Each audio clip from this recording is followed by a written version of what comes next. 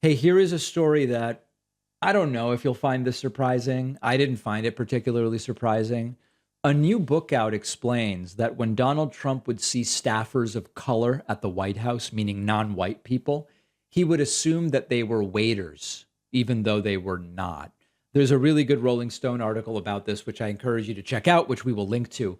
Trump saw staffers of color at the White House and assumed they were waiters. When Democratic leaders brought a racially diverse group of staffers to a meeting, the former president assumed that they were there to serve food. Oh my God. Like is it's absurd, but is it really that surprising? The article recounts an event in January of 2017 when Trump had a reception with top congressional leaders. There were hors d'oeuvres, and there were a bunch of Democratic staffers. And apparently, Trump turned to them and asked them to bring over some of the appetizers. Why don't you get the food? Trump told staffers for Chuck Schumer. God, it's making me cringe to even read this. Trump told staffers for Schumer, Pelosi, and others, go and get the food. Oof. This is according to New York Times reporter Maggie Haberman's new book, Confidence Man. Then White House Chief of Staff Reince Priebus rushed to correct Trump's remark, telling the then president that those were top congressional aides, not White House waitstaff. Rolling Stone writes Trump's remark is just one example of Trump's casual racism detailed in the pages of Confidence Man. Later in the same meeting, Trump told Schumer and Pelosi that ballots cast by illegals were the only reason he lost in 2016's popular vote to Hillary. After an awkward silence, Pelosi interjected, I don't believe so, Mr. President. Oh my God. This is just wild.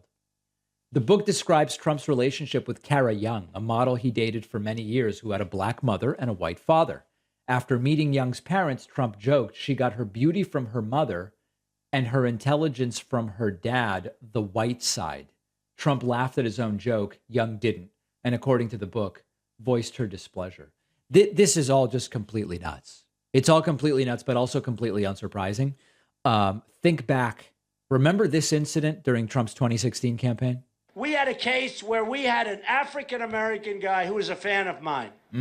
Great fan, great guy. In fact, I want to find out what's going on with him. You know what I'm, look at my African-American over here. Look at him. Are you the greatest? Do you know what I'm talking about?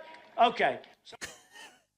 It's funny. It's funny, but it's also absolutely horrifying. And this shouldn't really shock us. Remember that Donald Trump paid for an ad in the newspaper calling for the death of innocent black people who had been falsely accused of a crime. It's called the Central Park Five. And so I'm filing the revelations in Maggie Haberman's book under things that we already thought were probably true. And now we have definitive confirmation. Just completely unbelievable.